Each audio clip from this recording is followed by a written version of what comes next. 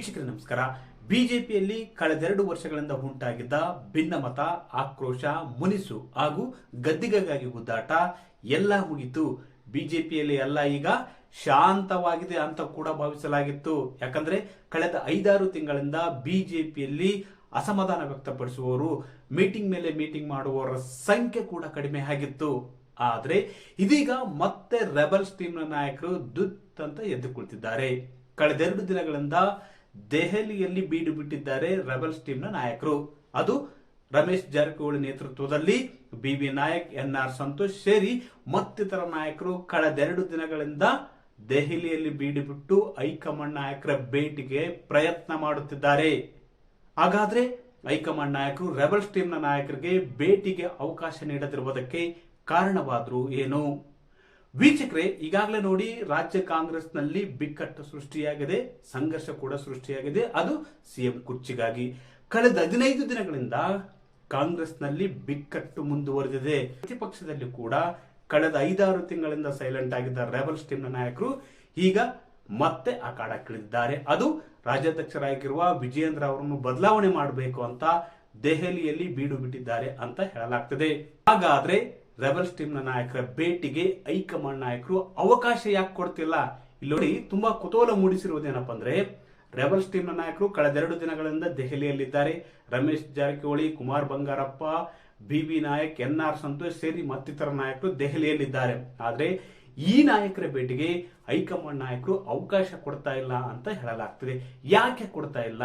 ಈ ಎರಡು ಕಾರಣಗಳಿಗಾಗಿ ಹೈಕಮಾಂಡ್ ನಾಯಕರು ಭೇಟಿಗೆ ಅವಕಾಶ ಕೊಡ್ತಾ ಇಲ್ಲ. ಮೊದಲನೇ ಕಾರಣ ನೋಡಿ, ಈಗಾಗಲೇ ರಾಜ್ಯಾಧ್ಯಕ್ಷರಾಗಿ ವಿಜಯೇಂದ್ರ ಅವರು ಇದ್ದಾರೆ. ಮೊನ್ನೆಯಷ್ಟೇ 2 ವರ್ಷಗಳನ್ನು ಅವರು ಪೂರೈಸಿದ್ದಾರೆ. ಅವರ 2 ವರ್ಷಗಳ ಅವಧಿಯಲ್ಲಿ ಪಕ್ಷಕ್ಕೆ ವರ್ಚಸ್ಸು ಬಂದಿದೆ, ಕಾರ್ಯಕರ್ತರಲ್ಲಿ ಉತ್ಸಾಹ ಬಂದಿದೆ ಮತ್ತು ಸಂಘಟನೆ ಕೂಡ ಬಲಗೊಂಡಿದೆ. ಇಂಥ ವೇಳೆ ಅಧ್ಯಕ್ಷರನ್ನು ಬದಲಿಸುವ ವಿಚಾರ ಹೈಕಮಾಂಡ್ ನಾಯಕರ ಮನಸ್ಸಿನಲ್ಲೂ ಕೂಡ ಇಲ್ಲ ಅಂತ ಹೇಳಲಾಗ್ತಿದೆ. ಹೀಗಾಗಿ ಅವರಿಗೆ ಭೇಟಿ ಮಾಡುವುದಕ್ಕೆ ಅವಕಾಶ ಕೊಡ್ತಾ ಇಲ್ಲ. ಅಂದ್ರೆ ಸದ್ಯದ ಮಟ್ಟಿಗೆ ನಾವು ರಾಜ್ಯಾಧ್ಯಕ್ಷರನ್ನು ಬದಲಾವಣೆ ಮಾಡುವ ಪ್ರಸ್ತಾಪ, ಬದಲಾವಣೆ ಮಾಡುವ ವಿಚಾರ ನಮ್ಮ ಬಳಿ ಇಲ್ಲ ಎಂಬ ಸಂದೇಶವನ್ನು ನೀಡುವ ನಿಟ್ಟಿನಲ್ಲಿ ರಾಜ್ಯ ಬಿಜೆಪಿಯ ರೆಬಲ್ಸ್ ಟೀಮ್ನ ನಾಯಕರಿಗೆ ಭೇಟಿಗೆ ಅವಕಾಶ ಕೊಡ್ತಾ ಇಲ್ಲ ಅಂತ ಹೇಳಲಾಗ್ತಿದೆ. ಯಾಕಂದ್ರೆ ಕಳೆದ ಬಾರಿ ಕೂಡ ಹೋಗಿದ್ರು ದೆಹಲಿಗೆ, ಆದ್ರೂ ಆವಾಗ್ಲೂ ಕೂಡ ಅವಕಾಶ ಕೊಟ್ಟಿರಲಿಲ್ಲ. ಈಗ ರಾಷ್ಟ್ರೀಯ ಅಧ್ಯಕ್ಷರಾಗಿರುವ ಜೆ.ಪಿ. ನಡ್ಡಾ ಅವರ ಭೇಟಿಗೆ ಒಂದು ಪ್ರಯತ್ನ ಮಾಡ್ತಿದ್ದಾರೆ. ಆ ಭೇಟಿಗೆ ಅವರು ಅವಕಾಶ ಕೊಡ್ತಾ ಇಲ್ಲ ಅಂತ ಹೇಳಲಾಗ್ತಿದೆ.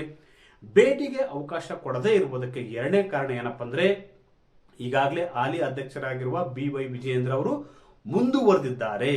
ಅವರನ್ನು ಬದಲಿಸುವ ಚಿಂತನೆ ಹೈಕಮಾಂಡ್ ನಲ್ಲಿ ಇಲ್ಲ. ಇವರುಗಳನ್ನು ಸ್ವೀಕರಿಸುವ ಮನಸ್ಥಿತಿಯಲ್ಲೂ ಕೂಡ ಹೈಕಮಾಂಡ್ ನಾಯಕರಿಲ್ಲ. ಯಾಕಂದ್ರೆ ಈಗಾಗಲೇ ವಿಜಯೇಂದ್ರ ಅವರನ್ನು ಹೈಕಮಾಂಡ್ ನಾಯಕರೇ ನೇಮಕ ಮಾಡಿದ್ದಾರೆ. ಒಂದು ವೇಳೆ ರೆಬಲ್ಸ್ ಟೀಮ್ನ ನಾಯಕರನ್ನು ಭೇಟಿ ಮಾಡಿದ್ರೆ ರೆಬಲ್ಸ್ ಟೀಮ್ನ ನಾಯಕರಿಗೆ ಹೈಕಮಾಂಡ್ ನಿಂದಲೇ ಪ್ರೋತ್ಸಾಹ ಸಿಗುತ್ತದೆ ಎಂಬ ಸಂದೇಶ ರವಾನೆಯಾಗುತ್ತದೆ ಎಂಬ ಆತಂಕ ಕೂಡ ಬಿಜೆಪಿ ಹೈಕಮಾಂಡ್ ನಾಯಕರನ್ನು ಕಾಡ್ತಿದೆ. ಅಷ್ಟೇ ಅಲ್ಲ, ಭೇಟಿಯಾಗುವುದಕ್ಕೆ ಅವರಿಗೆ ಇಷ್ಟ ಇಲ್ಲ. ಆದ್ರೆ ರೆಬಲ್ಸ್ ಟೀಮ್ನ ನಾಯಕರು ವಿವಿಧ ನಾಯಕರಿಂದ ಒಂದು ಒತ್ತಾಯ ಕೂಡ ಹೇರ್ತಾ ಇದ್ದಾರೆ ಅಂತ ಕೂಡ ಹೇಳಲಾಗ್ತದೆ. ಇದೆಲ್ಲದಕ್ಕೂ ಬಗ್ಗದ ಹೈಕಮಾಂಡ್ನ ನಾಯಕರು ಭೇಟಿಗೆ ಅವಕಾಶ ಕೊಡ್ತಿಲ್ಲ. ಯಾಕಂದ್ರೆ ಈ ನಾಯಕರನ್ನು ಭೇಟಿ ಮಾಡಿದ್ರೆ ಪಕ್ಷದೊಳಗಿನ ಭಿನ್ನ ಮತಕ್ಕೆ ಹೈಕಮಾಂಡ್ ನಾಯಕರಿಗೆ ಕುಮ್ಮಕ್ಕು ಕೊಟ್ಟಂತಾಗುತ್ತೆ, ಪ್ರೋತ್ಸಾಹ ಕೊಟ್ಟಂತಾಗುತ್ತೆ ಎಂಬ ಸಂದೇಶ ಆಗಲಿದೆ ಎಂಬ ಅರಿವು ಕೂಡ ಹೈಕಮಾಂಡ್ ನಾಯಕರಿಗೆ ಇದ್ದಂತಿದೆ.